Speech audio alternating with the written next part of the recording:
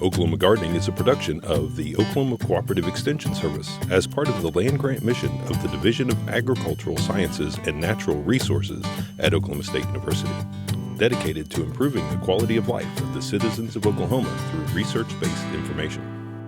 Southwood Landscape and Garden Center, Tulsa's source for great gardens, southwoodgardencenter.com. And the Oklahoma Department of Agriculture, Food, and Forestry, helping to keep Oklahoma green and growing.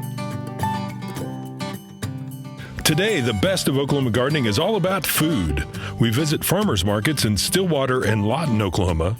In the far corner of the panhandle, a family grows produce in the shadow of the Black Mesa. Barbara Brown explores some of the far-reaching food programs of the Food Bank of Eastern Oklahoma, and host Casey Hentges and OSU Extension Vegetable Specialist Lynn Brandenburger have tips on growing vegetables in hoop houses.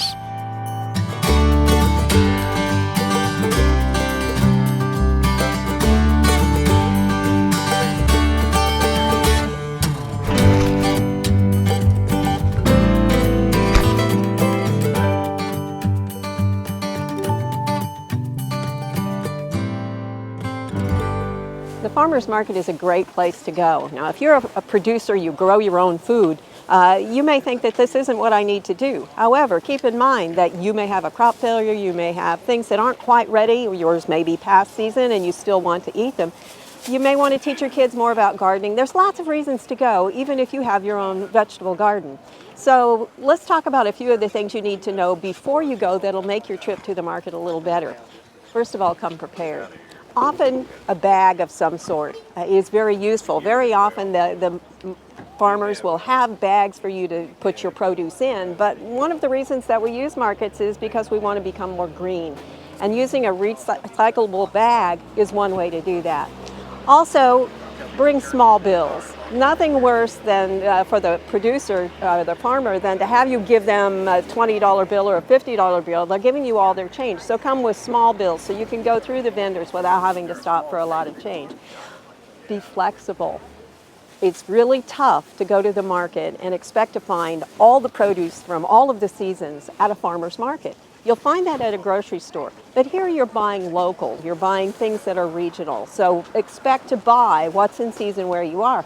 So rather than come with a recipe in mind, it might be a good idea to come look what's here, buy what looks specifically good that day, and take that home and find the recipe for it. These are all things that can make your trip a little bit better. Once you're at the market, take a few minutes to stroll through. This helps you figure out what is in season in your area and what you want to buy, and also who you may want to buy from. There are variances in vendors. While you're doing that, take a couple of minutes to stop and talk to a couple of the vendors, particularly those that you may be interested in purchasing from. That gives you an idea of questions that you may have, such as, how did you grow it? When did you harvest it? What do you suggest as far as how do I pick one out, or can you help me pick one out? How about how do I store it when I get it home? And do you have any suggestions for how I may use it when I get there? Remember that you're not at a flea market when you're at a farmer's market. So this isn't really the place where you're going in to get the really good bargain and pinch the pennies. This is the place where you're going for quality food that's produced locally, full of flavor, full of nutrition. A little bit different experience than some other places you may shop. Another difference that you'll find between here and the supermarket is that often in the supermarket things are pre-packaged. You don't get to touch them and feel them, and so the temptation when you come here is to be very hands-on. But keep in mind, produce is usually fairly delicate. Even something that, like a potato that we think of as sturdy and strong, you can damage that too. So when you're with the produce, if you're going to be touching it, make sure that you do it with the greatest respect. Don't squeeze, don't push. You can sniff, and some vendors really aren't going to be that excited about having you handle their produce. In that case, you can lean over and sniff. Last thing I want you to remember is that produce is perishable. So once you buy it, just as if you go to the supermarket, once you've finished at the farmer's market, straight home, store the food correctly in the refrigerator if need be, otherwise in a cool place. I hope you'll give all these tips a try. For Oklahoma Gardening, I'm Barbara Brown.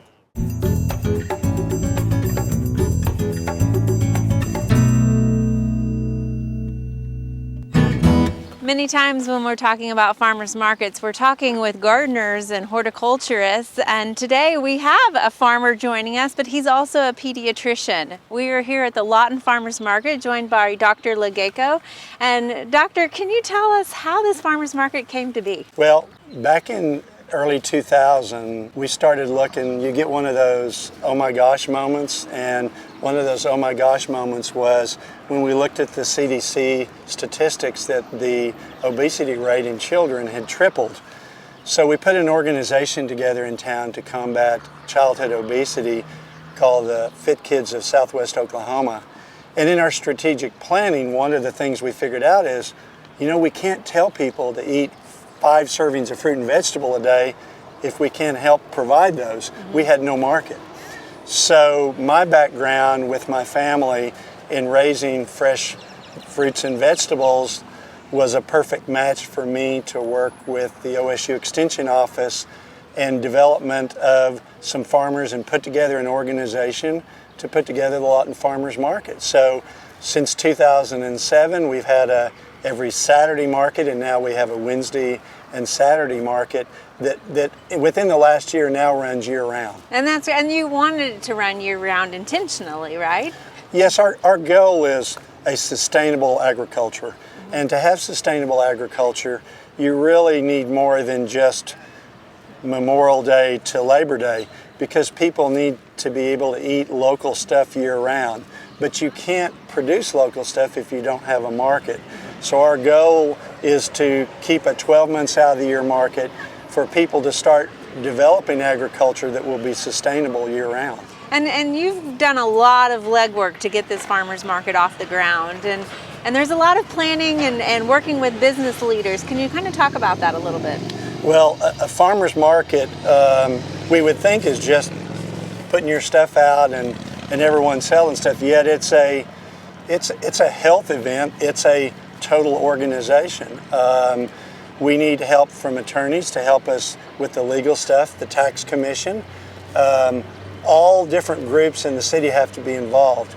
Everyone has to be involved with a farmers market to make it work, from the city to the health department. Not just people who you normally think deal with food and health, but also businesses, healthy businesses. How can businesses be healthy?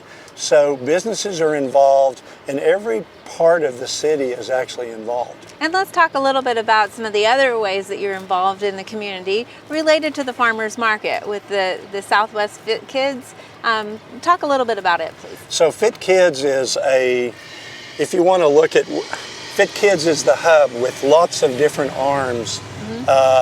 And all these spokes or arms, so to speak, are different functions that are going on within Fit Kids. One example is the trailways, the Fit Trailways at the Wichita Mountains, where we've developed a bike and walking trail in the Wichita Mountains. The safe routes to school, developing programs where kids can get some exercise before school, which we know, and I know as a pediatrician, if kids are active, they're going to do better academically. You see, health in kids is not just what we eat. It's health behaviors. It's what they eat. It's what they drink. It's do they get exercise? It's do they get proper nutrition? So there's so many things involved. It's not just a farmer's market. Right, and you're also looking at healthy education as well. Y'all are doing a lot with education here in Lawton. I think one of the things we meet every month as an organization, our Southwest Growers Association. The one thing we've heard from the public is they want more education. We need classes, we need help. We want to grow stuff, but we just don't know how. So this year, with the help of Cameron University, Department of Agriculture, and Dr. Leon Fisher, have helped us work with developing some educational series on Saturday, which were extremely successful. We had programs like growing your own tomato plants, Bees 101, Chickens 101, development of drip irrigation. So the public is crying for more information. it's interesting, we're getting so many people who now cook more. We went through a generation that really wasn't cooking very much, and now with food channels, people are learning recipes, and they're coming out to the market because they want to buy basic food and cook it at home. So we're seeing this whole change, I think, but the farmers market is just one part of it, of the change that we're seeing. And that's what I love about farmers markets. It's so much about the relationships that you develop in the communities. I mean, as a customer here talking to a farmer, you know, you can find out information about your produce or about how to grow that produce. Farmers markets are events. They're not just we go to the grocery store just to buy groceries. We go to a farmers market because it's an event, not just to buy things that we want to cook, but also to be able to learn from farmers, to talk to farmers. Most people who produce, they're more than happy to give information to people. And we have so many people that would just love to grow, and maybe potential people who will come to our market in the future if we can help them. It's a resource for people. It's a definite resource for people. But my parents always grew up with a thing of, you know, you need to, if you want to eat, you have to raise your food. And so we're trying to help people to get back to that, because we seem to have lost a lot of that back in the 1980s. Well, thank you for sharing your information with us, and we enjoyed being here. Thank you for coming, and hope you can get some stuff today and take it back and cook it. Absolutely. Thank you.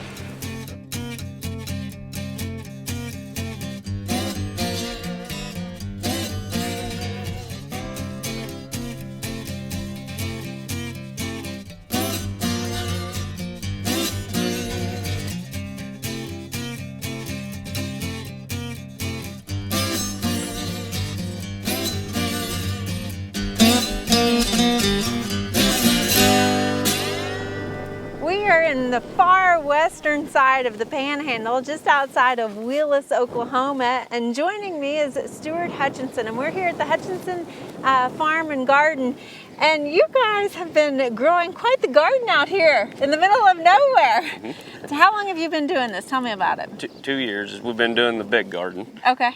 And you grow not just for your family, but for a lot of other people around here. Mm-hmm. Yes. So what are you're using plasticulture and drip irrigation. Tell me about why you decided to do that out here. Because we was using sprinklers before, and they wasn't getting the water down that we needed, and it growed weeds everywhere and wasn't making a good enough garden. Yeah, so the plasticulture obviously helps with control the weeds a little bit, reduces some of the yes. Evaporation, and you have a little bit of wind out here. We do. This is normal. Okay, so this is a calm day out here? Yes. Okay, so I'm glad I brought hairspray, but you know, you've wrapped your tomatoes. Tell me a little bit about that and why you've done that. Right, well, when our plants come out of the greenhouses, well, they're kind of soft, so we put that plastic around them to guard from the wind, mm-hmm. and it also creates a kind of a greenhouse effect in there. And it works as a windbreak. So are you going to remove the plastic then as it gets warmer? Yeah, when they start putting on tomatoes, we remove the plastic. Okay, so. All right. And you said you tried black plastic. Yeah. How did it made them grow tall, but they were pretty weak still. Oh, okay. So when you took that off, then they snapped a little bit. Yeah.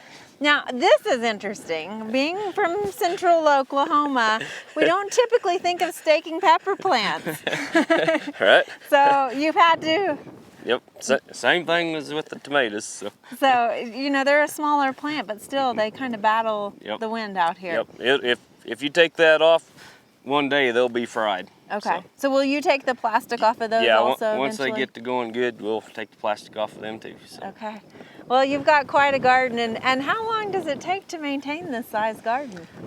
Well, I don't know, we do work on it every day, so. Yeah.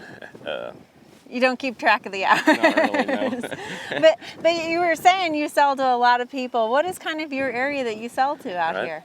Oh, we'll reach Boise City and Clayton, New Mexico, and Dalhart, Texas. All right, so you are a tri-state gardener. Well, Stuart, thank you for sharing your garden with us, and we enjoyed being out here. All right, thank you.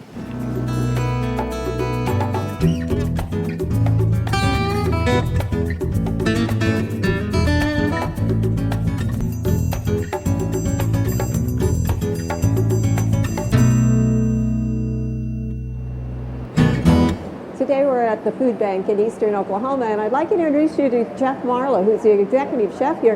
And Jeff, that is something that's really unusual for a food bank to actually have a chef, isn't it?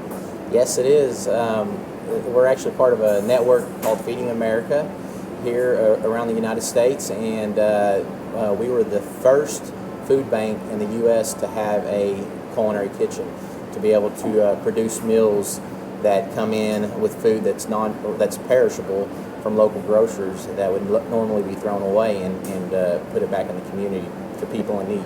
And you actually do some of your own production here as well, as far as foods are concerned. What kinds of things are you growing? In our garden out here, we have a community garden, is what we call it, and we have just basic vegetables. We have squash, zucchini, eggplant, tomatoes, lots of different herbs, onions, peppers, a lot of great vegetables like that we're able to incorporate into our food and just create that healthy eating lifestyle to our clients. What do you actually do as far as production here in the kitchen? What do you use the kitchen for? So we've got a lot of different programs that we're doing here in the community kitchen.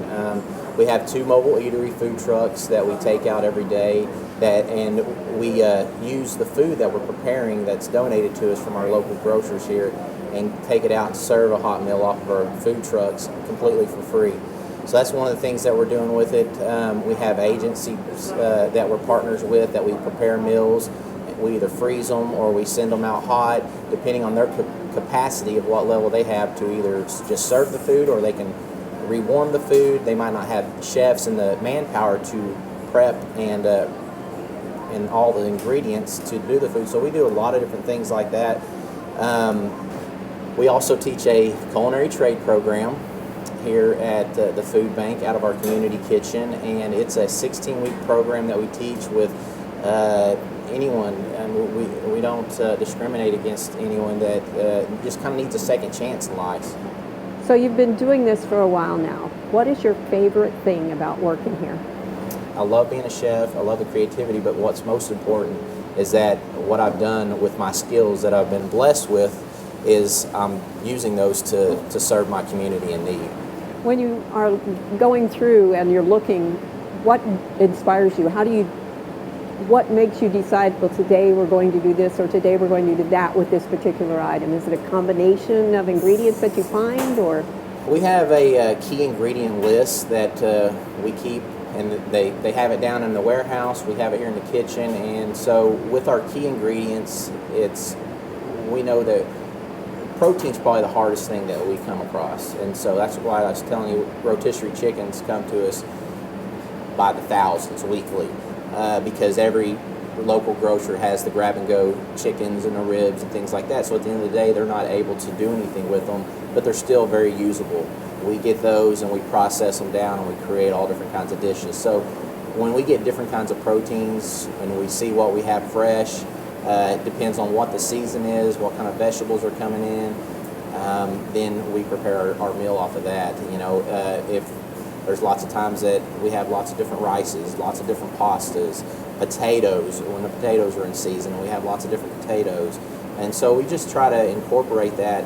I don't like to do the 3-2-1, I call it the 3-2-1 method, where you have on the plate, you have the protein, the starch, the vegetable. We do a lot of that, but I like to incorporate all that into a dish where I don't like to call it a casserole style, but that pretty much is what it is. Because with our clients, especially young kids, it's hard to get them to try new things, okay? And so they always want to eat that starch and they want to eat that protein, but they want to pass that vegetable up a lot. But if you mix it in and incorporate it in, and it's kind of hidden, but it's healthy and it tastes really good, and it's something they recognize, then they'll eat it. And I feel like they're getting that nutrition that they might have left out if you do that 3-2-1 method. What kind of feedback do you get from clientele?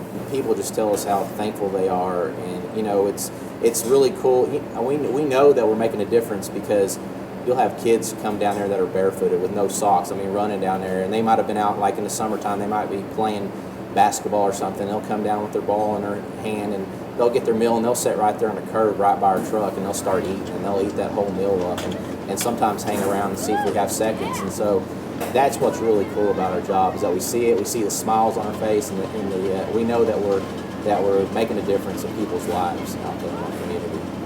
Thank you, Jeff. I really want My to pleasure. appreciate you being with us today. Well, thank you for coming out and showing interest in our food bank here. Sure thing.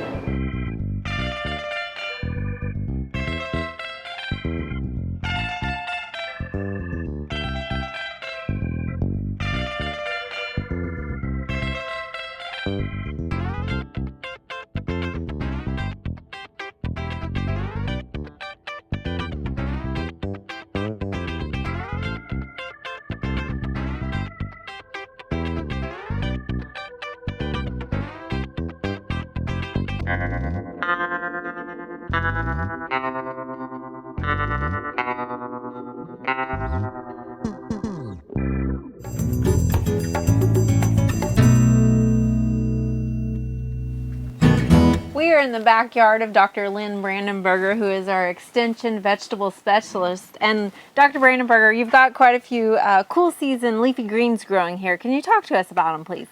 Wow, I'm glad you asked the question. Yeah, leafy greens are a great set of crops to grow when it's cool. So actually we can start in mid to late August. Once that first front goes through, we can seed then and get them up and grow them. We can also grow them later in the fall and on clear through the winter. We can come back again in the spring if we want to. Different types, right? I mean, like, so Yeah. spinach, you started some spinach down here on the end. You started that in August of last season, right? Right, Okay. right. And then you also just recently started some, and when were these started here? The smaller ones. Most of the rest of them were direct seeded back in January, which Okay. is probably a little bit early, but you know, they eventually came up. So you kind of have a succession crop growing here. Yeah, a little bit. All right, so we can harvest our larger spinach and still get some of our baby. We truly are growing baby yeah. spinach here. Yeah, yeah. So what else do you have? You've got some collards and some Swiss chard, it looks like, as well? Yeah, we've got, we also have some leaf lettuce. The red, Right yeah. down here with the red leaf lettuce. That was just too pretty not to bring home and stick in the garden. I was Okay. going to say, with this red leaf lettuce, and then you've got the Swiss chard here with its colorful stems. Is there a favorite of yours, or what do you like to do with all of this? Well, you could, except for the lettuce, we could cook all of it. And a lot of times it's a great idea as far as nutritional wise to mix greens because they don't all have the same levels of nutrients. So like spinach might have a lot of, say, calcium, but it doesn't have as much iron as something else. So you substitute or bring in another crop, throw it in there in the pot, and then you bring that level of that nutrient up that the other crop might have been a little low on. So. And how do we find out about the nutrition levels of different crops that we might have? Well, actually USDA has a website that you can go to that lists all the nutrient levels of a lot of different things. I mean, you can look up Twinkies, you can look up spinach, you can look up all these different crops and find out what levels of nutrients, in other words, vitamins and minerals that they would have. Oh, very good. So you've got your collards here too, which are a little bit of a lighter colored green with a white stem to them. So the nice thing about all of your leafy greens here is they look pretty healthy. You don't have too many pest problems with cool season crops. A lot of the pests that we have trouble with in the summer garden, we don't have so much trouble with in the winter garden. So we don't have a lot of grasshoppers, you know, things like that. A lot of the chewing insects, except for we can have cabbage looper, which just loves collard and pak choi and that brassica group. And we might have some aphid issues. Okay. To be honest with you, we have not sprayed anything this year at all. Oh, okay. Fantastic. So we haven't even put out BT. All right, which is an organic bacteria that controls cabbage loopers, right? Exactly. So, Dr. Brandenburger, would you say that cool season crops are a little bit easier to grow than warm season crops? Well, we talked a little bit about the pests, and there seem to be fewer pests that we have to deal with. But the nice thing about leafy crops is we're just growing leaf tissue. So we do not have to get it to flower. We don't have to get it to set fruit or mature the fruit. We're just growing leaf tissue. So it's a lot less problematic. We have a lot fewer problems with it. All right. So one of my questions is, a lot of these are some of the leafy greens that you can just harvest the leaves as you want them.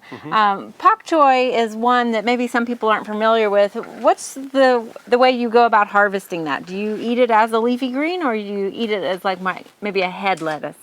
You could eat it any way you want. Normally what you do with pak choi though is you cut just under the base of the plant.